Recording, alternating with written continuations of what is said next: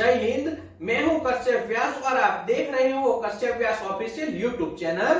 अगर भारत में और विश्व में कुछ भी अच्छा होता है उसके लिए प्रधानमंत्री नरेंद्र मोदी ही जिम्मेदार होते हैं, लेकिन जब कोई दिक्कत दिखाई देती है तो प्रधानमंत्री नरेंद्र मोदी ढूंढने से भी नहीं दिखाई देते।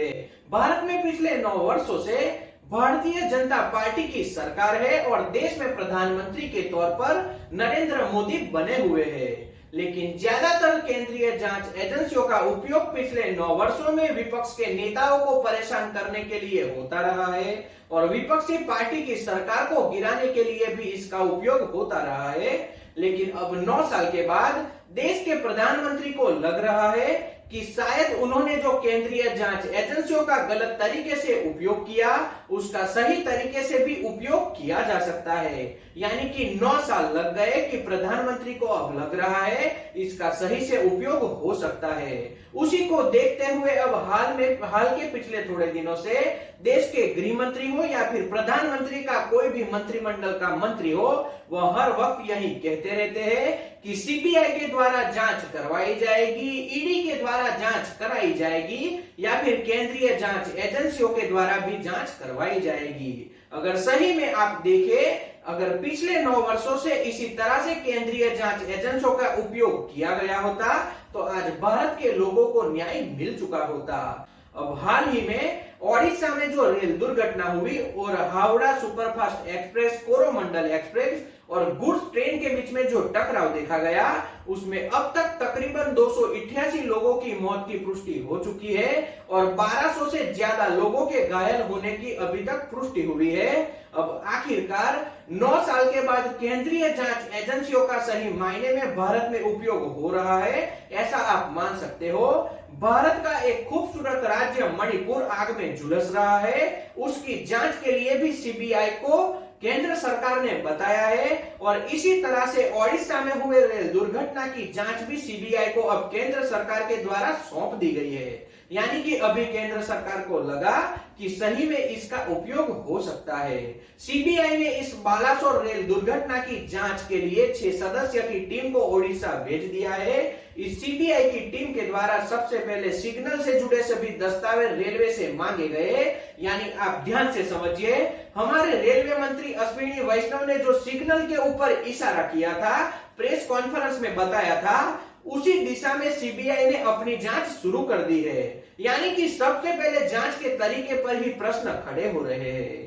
जानकारों का तो यह भी कहना है जिस व्यक्ति के पास पॉलिटिकल पहचान नहीं होगी उस व्यक्ति को पारिवारिक बैकग्राउंड भी अच्छा नहीं होगा, ऐसा व्यक्ति ढूंढा जाएगा और ऐसे रेल कर्मचारी को बलि का बकरा बनाकर इसके लिए दोषी ठहरा दिया जाएगा।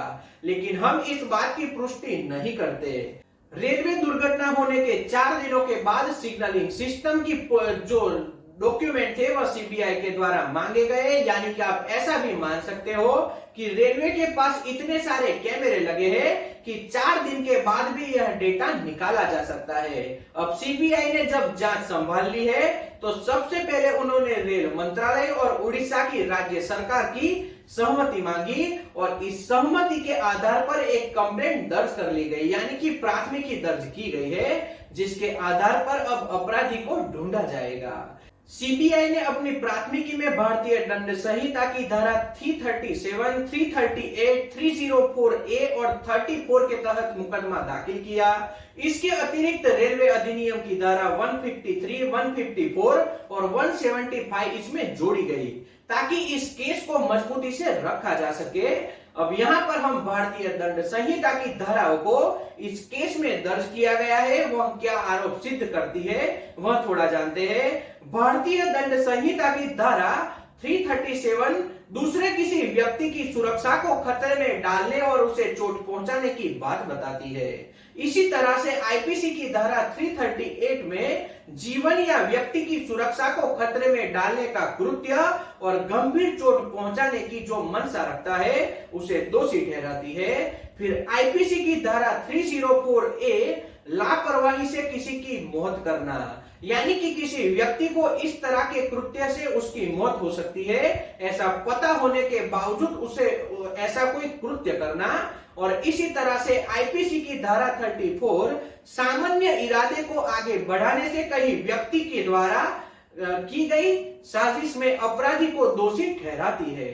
इससे अतिरिक्त सीबीआई ने रेलवे अधिनियम की धारा 153, 154 और 175 में भी प्राथमिकी दर्ज की है।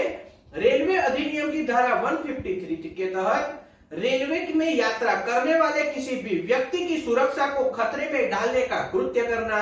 धारा 154 के अनुसार रेलवे में यात्रा करने वाले किसी व्यक्ति की सुरक्षा को खतरा पहुंचाना और धारा 175 के अनुसार रेलवे में काम करने वाले किसी कर्मचारी को अपने नौकरी के समय में जानबूझकर खतरे में डालना। इन सभी तरह के अपराध को ध्यान में रख सीबीआई ने अब प्राथमिकी दर्ज कर ली है और अब इसी के आधार बनाकर सीबीआई के अफसर रेल दुर्घटना की आगे जांच करेंगे।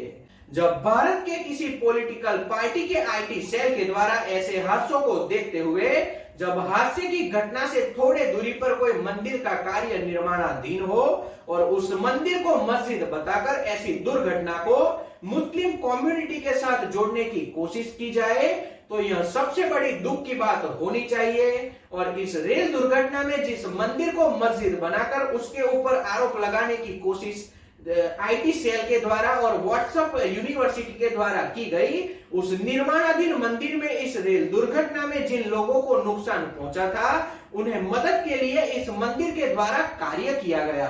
तो ऐसे गंदे तरीके की राजनीति करनी इन पॉलिटिकल पार्टियों को अब भारत में छोड़ देनी चाहिए, क्योंकि इससे किसी को भी फायदा नहीं होता। जब दुर्घटना घटी तब दुर्घटना वाले स्टेशन पर जो ऑपरेटर के रूप में कार्य करने वाला कर्मचारी था उसे भी मुस्लिम बताकर व्हाट्सएप यूनिवर्सिटी के कई छात्रों के द्वारा इसे मुसलमानों के द्वारा की गई दुर्घटना बता दिया गया और यह भी बताया गया कि स्टेशन मास्टर एक मुस्लिम है और इस दुर्घटना के बाद वह भाग चुका है, यानी कि वहां पर हाजिर नहीं है। तो सीबीआई को ऐसे लोगों के खिलाफ भी इस केस में कार्रवाई करनी चाहिए, क्योंकि हमारे देश में बिन सांप्रदायिक कानून बनाया गया है और हर वक्त ऐसे व्हाट्सएप यूनिवर्सिटी वाले छात्र किसी पॉलिटिकल पार्टी के बहकावे में आकर सभी दुर्घटनाओं को हिंदू मुस्लिम की दुर्घटना बताने से पीछे नहीं रहते। यह सबसे बड़ी हमारे देश के लिए ही दुर्घटना आप मान सकते हो। जब मंदिर को मस्जिद बताया गया और स्टेशन मास्टर को मुस्लिम बताया गया तब देश के रेलवे मंत्री और प्रधानमंत्री को मीडिया के सामने आकर बताना चाहिए था कि इस तरह का पॉलिटिक्स भारत में हम कभी भी बर्दाश्त नहीं करेंगे। लेकिन इस तरह की बात हमारे प्रधानमंत्री कभी भी नहीं कहते, क्योंकि वही चाहते हैं कि भारत में हिंदू और मुस्लिम में दंगे होते रहे। हालांकि दोस्तों हम बता दें कि जिस जगह पर यह रेल दुर्घटना घटी उससे थोड़े ही नजदीक पर एक निर्माणाधीन मंदिर का कार्य अभी चल रहा है और उन्होंने रेल दुर्घटना में जिसे क्षति पहुंची थी उसकी बहुत अच्छे तरीके से मदद की और जिस रेलवे कर्मचारी को भगोड़ा घोषित कर चुके हैं वह कर्मचारी आज भी अपनी ड्यूटी पर कायम है और वह एक कट्टर हिंदू है। तो ऐसी घटिया राजनीति से थोड़ा दूर रहिए और पूरी जानकारी अपने पास जुटाते रहिए। अब इस रेल दुर्घटना की जांच एक तरफ सीबीआई कर रही है और दूसरी तरफ रेलवे की जांच एजेंसी भी इसकी जांच कर रही है। इसमें जिन लोगों की मृत्यु हुई है उसमें से अब तक 83 शवों की पहचान नहीं हो पाई और इन लोगों के डीएनए अब जुटाए जा रहे हैं। यह भी इस जांच से जुड़े अफसरों के द्वारा स्पष्ट किया गया है। अब आने वाले दिनों में सीबीआई इसकी जांच को कब कंप्लीट करता है और इस दुर्घटना में किन किन लोगों को दोषी ठहराया जाता है वह जांच के बाद ही पता चलेगा। तो आज के वीडियो में इतना ही। जय हिंद।